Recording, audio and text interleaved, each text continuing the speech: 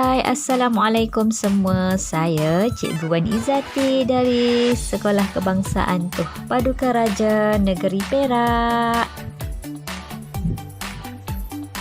Okey, pendidikan seni visual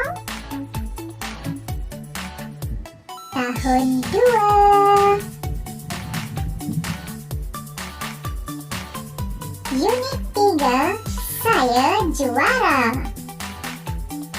Kita akan buat arca stabile.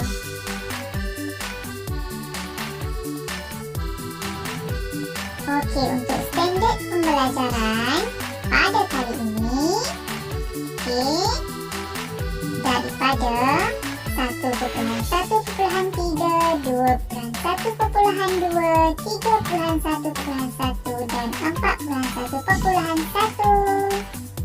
Okey, baiklah, kita berbalik kepada topik kita pada hari ini. Kita akan belajar pendidikan seni visual di unit 3. Okey, unit 3. Muka surat 22.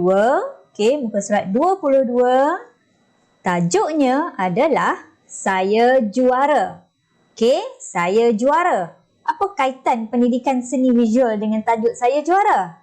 Okey, kita nak menghasilkan sebuah arca, iaitu arca yang kita panggil sebagai arca stabile. Okey, maknanya pada hari ini untuk pendidikan seni visual kita akan belajar membuat arca stabile. Okey, sebelum kita belajar buat arca stabile, kita perlu tahu, kamu perlu tahu terlebih dahulu apakah itu arca stabile.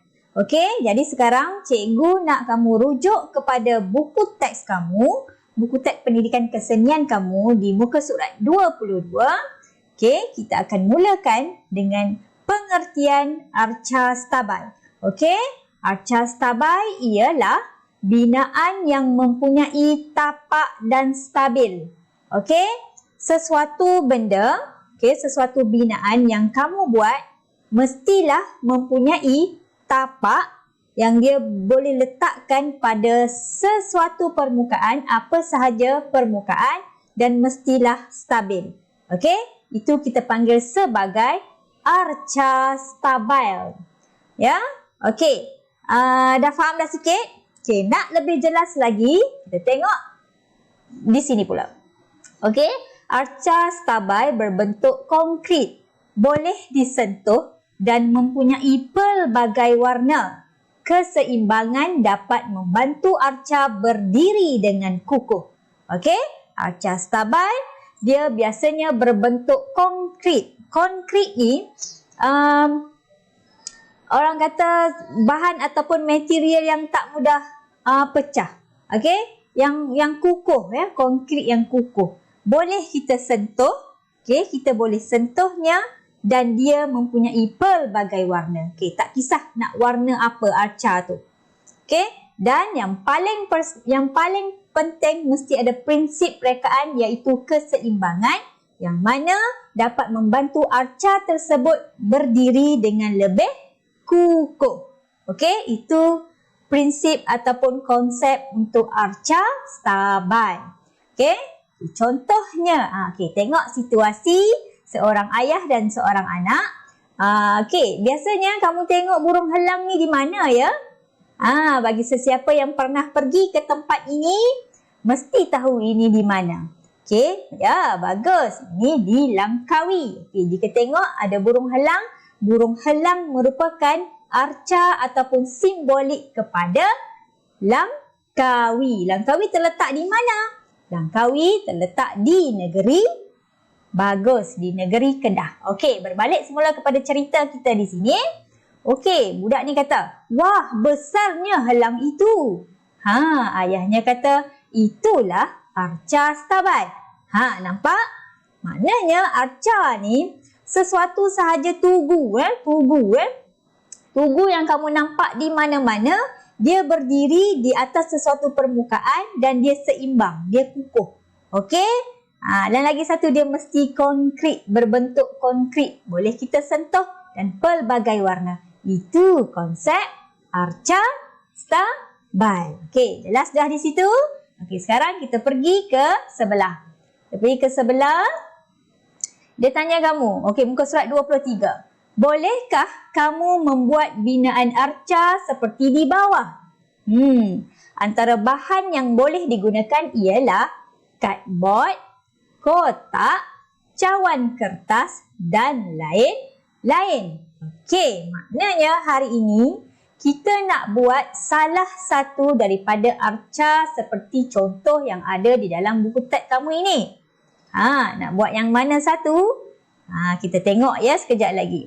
Okay, sekarang ini adalah alat bahan yang perlu kamu sediakan untuk kamu menghasilkan arca ya. Okey, ni ada cardboard, ini ada kotak, yang ini ada untuk hiasan. Okey? Masa terhasillah apa kita panggil ni? Arca. Okey?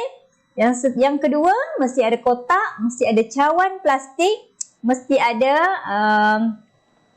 hiasan juga ya. Tak ada pun tak apa. Boleh bina hiasan sendiri. Boleh buat hiasan dengan kaedah sendiri. Dengan bahan-bahan terbuang yang boleh digunakan. Ikut kreativiti kamu masing-masing. Dan akhirnya terhasillah sebuah piala. Dan ini yang ini juga kita panggil sebagai arca stabil. Iaitu piala. Okey, sesuai tengok arca stabil mempunyai tapak yang bersifat berat dan kukuh. Okey, kenapa mesti bersifat berat dan kukuh? Sebab dia nak berdiri di sesuatu tempat. Bila kita tolak ke ataupun ditiup angin, dia tak akan jatuh. Ingat balik ya konsep arca stabil. Okey, seterusnya bahan-bahan ini boleh digunakan sebagai pemberat untuk mengukuhkan tapak. Okey, antaranya paper clay, batu ataupun pasir. Okey, jelas? Okey, dan salah satu contoh yang mudah juga kamu tengok di luar rumah kamu. Ada tak pasu bunga? Ada kan? Pasu bunga yang ada bunga di situ. Itu pun kita boleh panggil sebagai konsep arca stabil. Okey, perasan tak pada pasu mak kamu tu ada tanah. Sebelum ada tanah, mak kamu letakkan dulu batu untuk dijadikan pemberat supaya pasu itu dapat berdiri dengan lebih kukuh dan stabil. Okey, jelas? Okey, bagus.